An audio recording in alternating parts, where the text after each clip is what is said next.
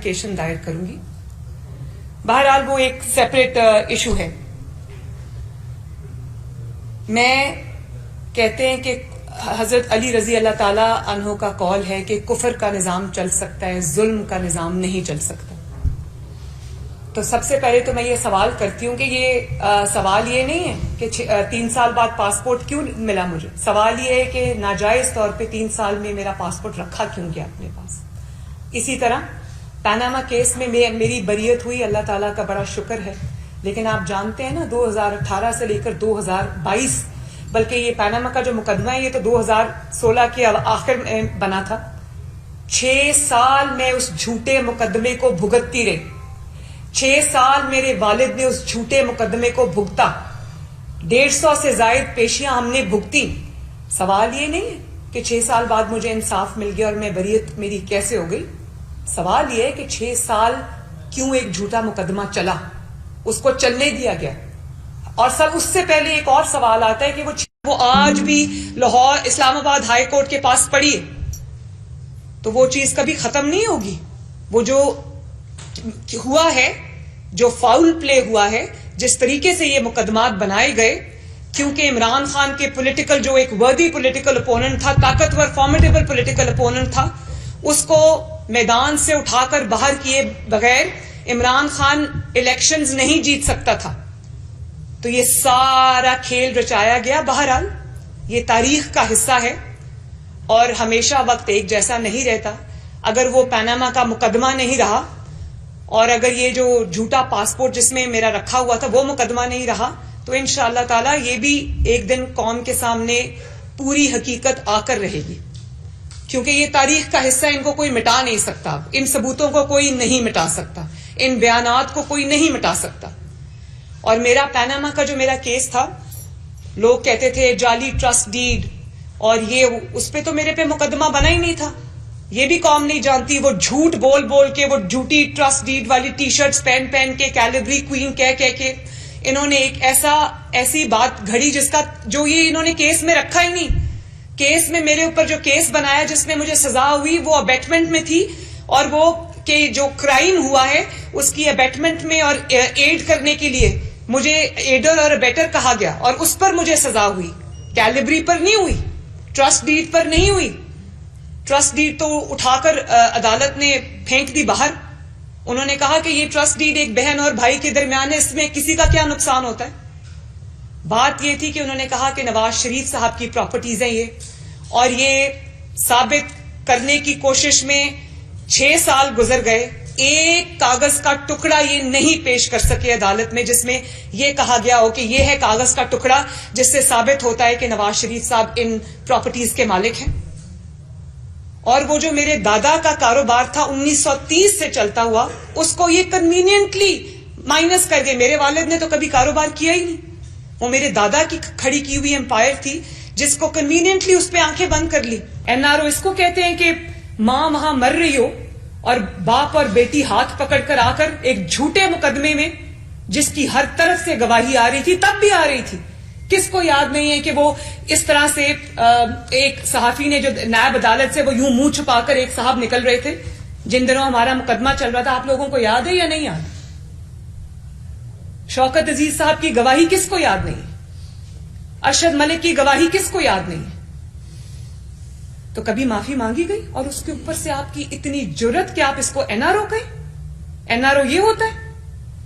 NRO ये होता है कि नवाज शरीफ की बेगुनाही के सबूत के बाद सबूत आए, अरशद मलिक की वीडियो आ जाए, सबूत में वो कह रहा है कि मुझे ब्लैकमेल करके सजा दी गई, और वो आज तक बाहर बैठे।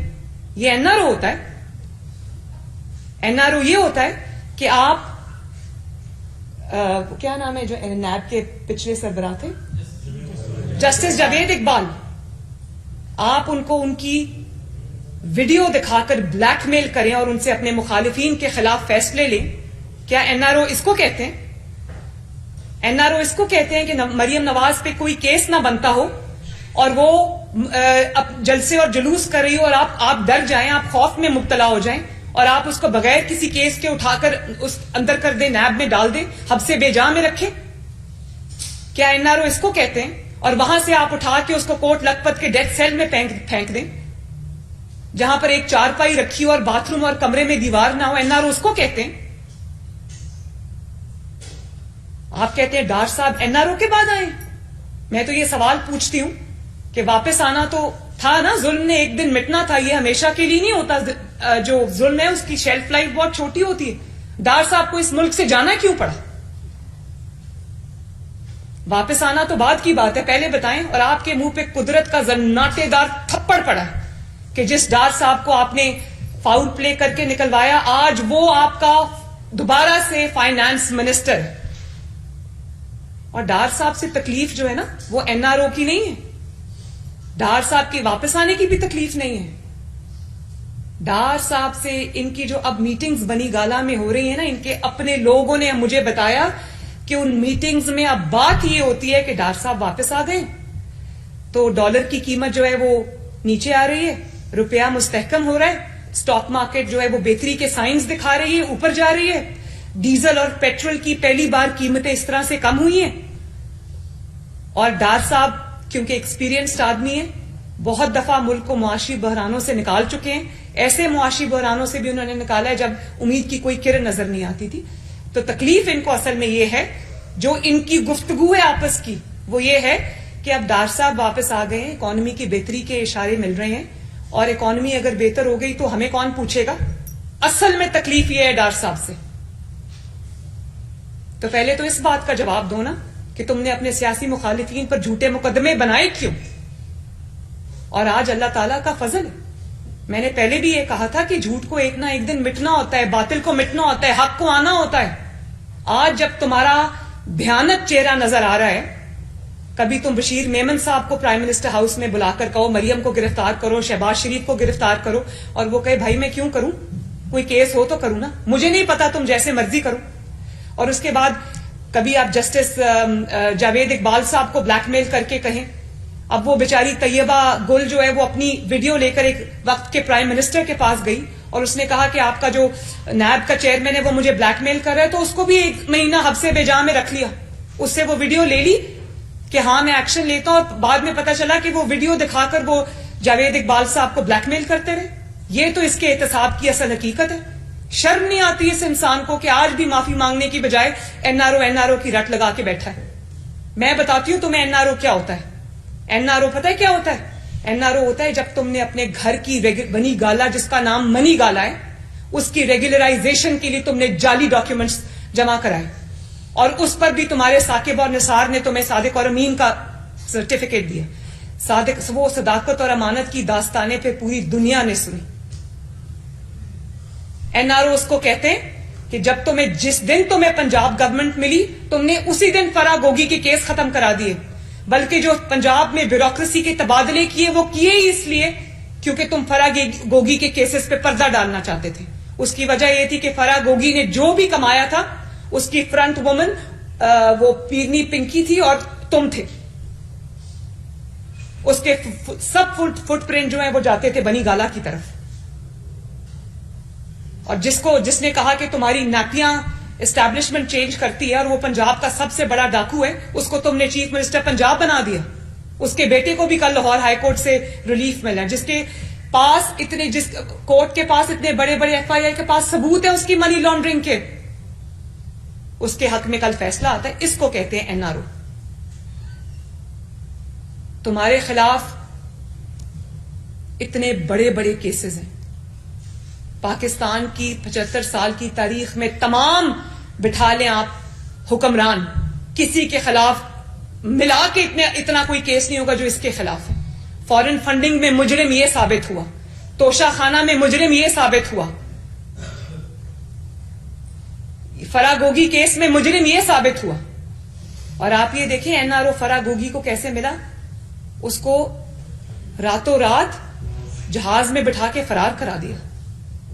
این آر او اس کو کہتے ہیں جو علیمہ باجی کو ملا، جس نے اقرار کیا ہے کہ اس نے گناہ کیا ہے لیکن اس کو کسی نے ہاتھ نہیں لگایا. این آر او اس کو کہتے ہیں.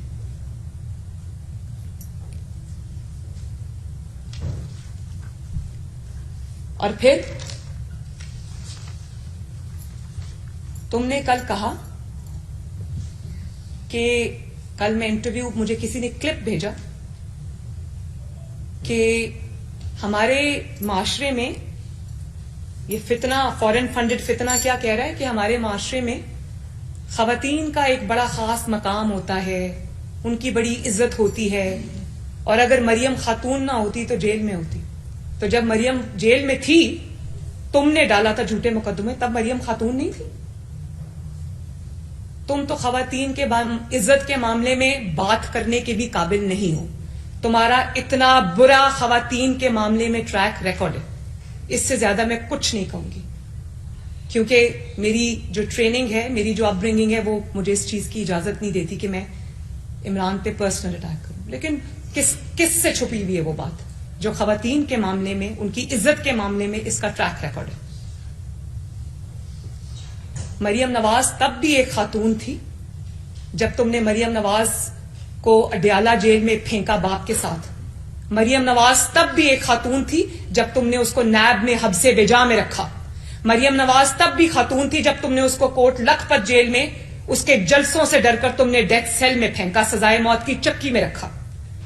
مریم نواز تب بھی خاتون تھی جب اس کو تم نے 6 سال تم نے عدالتوں میں دھکے کھانے پر مجبور کیا. اس وقت مریم نواز خاتون نہیں تھی. اور جب مریم نواز نے اپنے حق میں کبھی خاتون کارڈ نہیں کھیلا, عورت کارڈ نہیں کھیلا, وکٹم کارڈ نہیں کھیلا, تو تم یہ خاتون کی رٹ نہ لگا. جب مریم نواز نے خاتون ہونے کا کوئی بینیفٹ نہیں لیا, تم نے تو کبھی جیل کی شکل نہیں دیکھی, دیواریں پھیلان کے بھاگ جاتے ہو, اور تم نے سچے کیسز میں بھی تمہیں آج تک قانون کا سامنا نہیں کرنا پڑا. تو مریم نواز نے تو اللہ کے فضل و کرم سے جس ہمت کے ساتھ تمہارے انتقام کا مقابلہ کیا, تم تو بات کرنے کے قابل نہیں. جب میں نے اپنے خلاف عورت کارڈ اپنے حق میں نہیں کھیلا تو خبردار تم نے عورت ہونے کا کوئی نام بھی لیا. تو